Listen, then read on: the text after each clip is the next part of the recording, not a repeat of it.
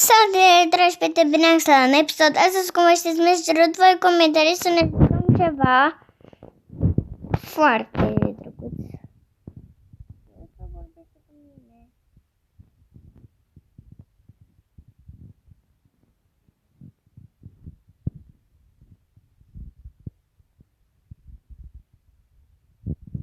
Centura și gata.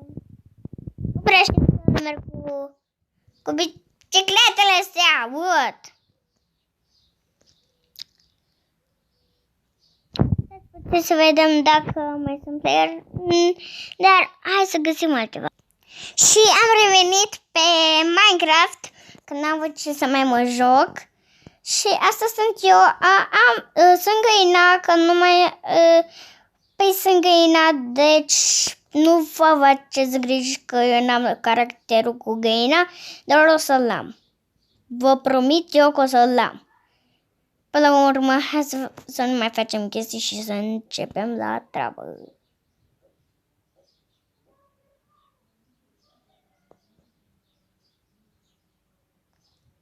Da, puteți vedea și voi.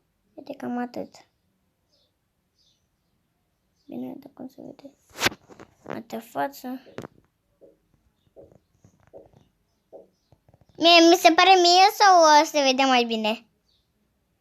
Se pare mai bine. Bine! Hai să vedem. Deci aici o să facem casa mea.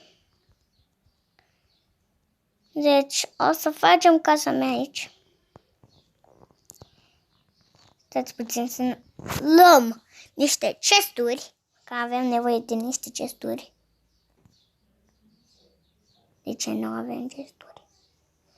Gata, am găsit chesturi.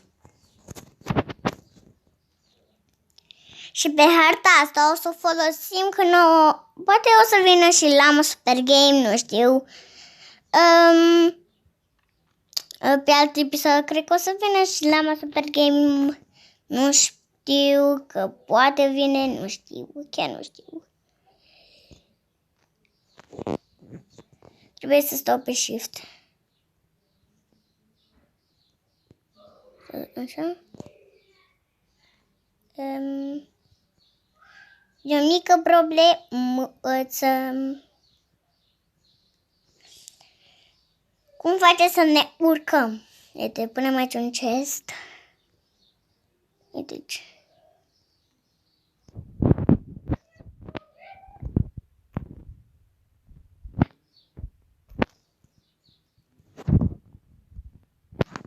Hai că e bine, dar nu-mi place.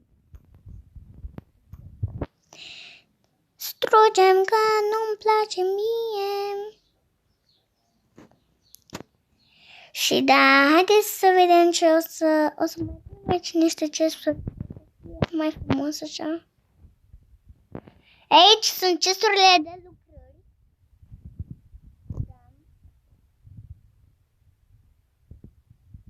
Deschidem ușa.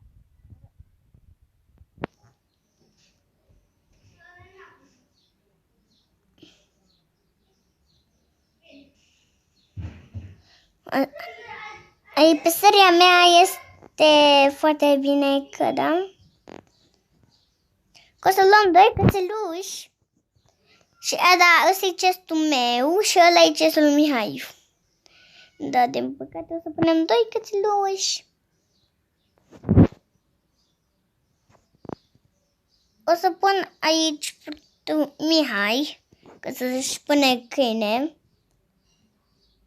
Pe seria mea, că da, putem să ne punem câini. Dar, da. O să-mi fac că nu avem nevoie de nume. Și eu să-mi iau. Că să-mi facem tupeturi. La mine o să punem și